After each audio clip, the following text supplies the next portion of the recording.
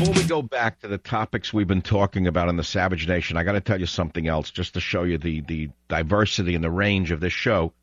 I was rereading Plato's Republic, which I first read in Jamaica High School, where we had a real education. Think about how far this country has fallen, that I had to read Plato's Republic in high school when I went to high school. Now you could just imagine they can't even read, and then they sue the school because there's not enough diversity, and they need more science labs for children who'll use the chemistry set to kill each other with. So here's what I found on page 96. It's a paragraph. It's not going to bore you. This is from Plato's Republic. If we adhere to our original notion and bear in mind that our guardians,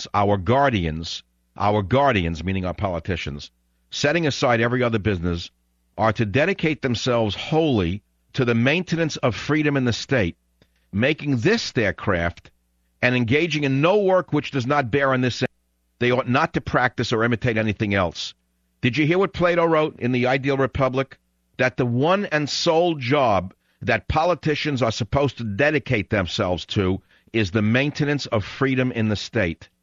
Now, I want to ask you, and I want you to be honest with yourself, are you going to tell me that Obama has devoted himself to maintaining freedom in the United States of America? Can you honestly say that this man has tried to engender more freedom for the average American? And I would appeal to liberals who are literate out there to understand the danger we are in. Here is a president who, since he has seized power with this regime of change, the man has appointed Marxist czars who are not even answerable to the people, let alone to Congress. The man has kowtowed to foreign dictators. He has bowed down to the king of Saudi Arabia. He has bowed down to the dictator of China. He has conducted hostile takeovers of whole industries. Remember General Motors? He has bribed senators and congressmen and women to have them vote for this so-called insurance grab.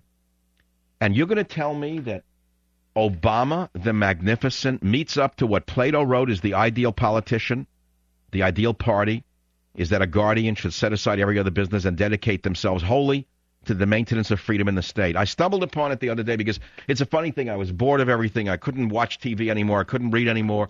So every time I dip back to the classics, it's as though I have gone back to an alpine brook that I know about. It's hidden somewhere way up at, 8,000 feet.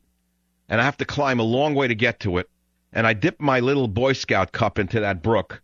And I take a sip of this glacial water. And I remember what pure water is. Despite all the filters and all of the bottles and all of the water from Fiji and here and there, none of it's pure. You have to go way up to the mountaintop and you got to dip your cup into glacial water to know what pure water is. And it's the same with ideas and thoughts. You've got to go back to the fountainhead. And the fountainhead of all of Western civilization can be found in the ancient Greeks, in Plato, in Aristotle, and in others. And only by going back to the ancients and the classics can you understand really the game that we're involved in here and where we have fallen and where we have to struggle to get back to. And again, I have to reiterate what I found over the weekend. And I'm not going to go quote it again because I put the book away. I can't even find it.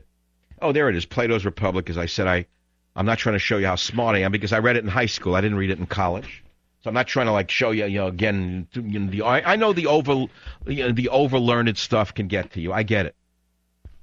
But I read Plato's Republic in high school. This is a city high school that I went to.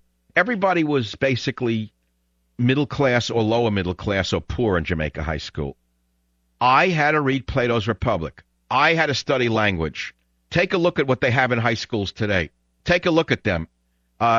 Never mind reading Spanish or German or French. No, they can't even speak English. And who do they blame? They blame the school. They blame the system. They blame racism. The parents who don't have a book in the house are saying, oh, how come you can't teach my child how to read? They don't have a book in the house, let alone a newspaper.